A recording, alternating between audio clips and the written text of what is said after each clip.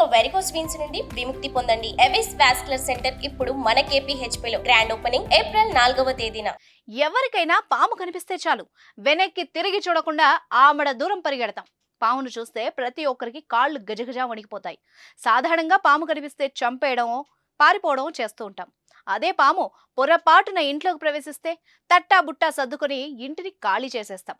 కానీ ఓ గ్రామంలో మాత్రం మనుషులతో పాటు పాములు కూడా వాళ్లతో జీవిస్తున్నాయి. అది కూడా ఆ కుటుంబ సభ్యుల్లో ఒకరట. ఇది వినడానికి విడ్డూరంగా ఉంది కదా. నేను చెప్పేది నిజం. నమ్మకుంటే మీరే చూడండి.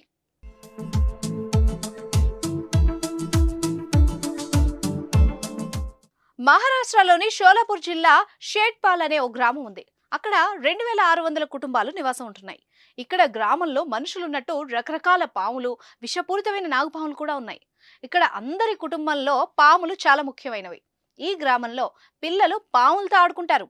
ఇక్కడ ప్రత్యేకం ఏంటంటే కోబ్రా పాములకు నిలయంగా చెప్పొచ్చు. ఇక్కడ గ్రామస్తులు పాములను ఎంతో భక్తితో పూజిస్తారు, ఎంతో గౌరవం కూడా ఇస్తారు. గ్రామంలో జనాభా కంటే పాములే ఎక్కువగా ఉన్నాయని గ్రామస్తులు చెప్తున్నారు. గ్రామస్తులు ఆ పాములకు ఏ హాని తలపెట్టరు కాబట్టి పాములు కూడా గ్రామస్తులకు ఎలాంటి హాని చేయవు.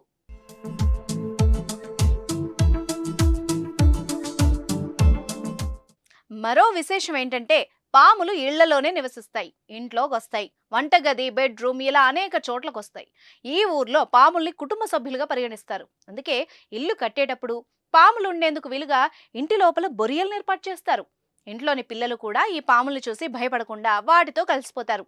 అంతేకాదండోయ్, పిల్లలు కూడా స్కూల్కి వెళ్ళేటప్పుడు పాముల్ని కూడా వెంట తీసుకెళ్తారట. టీచర్లు కూడా వాటిని చూసే బోధిస్తారట.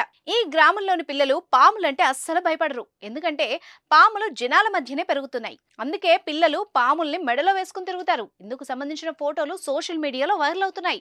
ఈ ఊరికి వెళ్తే పాములు కాటేస్తాయని చాలా మంది భయపడుతూ ఉంటారు. కానీ ఇప్పటి వరకు అలాంటిది ఏదీ జరగలేదట. ఇప్పటి వరకు పాములు కాటేసినట్టు ఒక్క కేసు కూడా నమోదు కాలేదట.